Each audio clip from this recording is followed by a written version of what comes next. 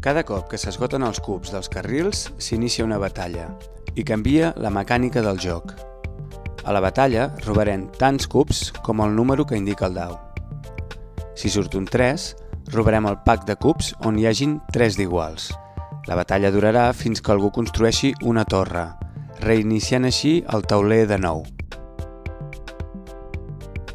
Si traiem un 4, podrem robar una base.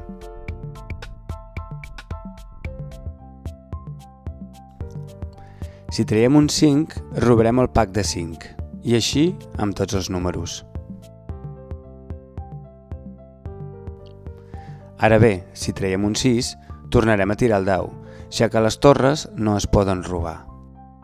És possible que ens toqui un número al qual el contrincant no té cap cub. En aquest cas, no podrem robar res.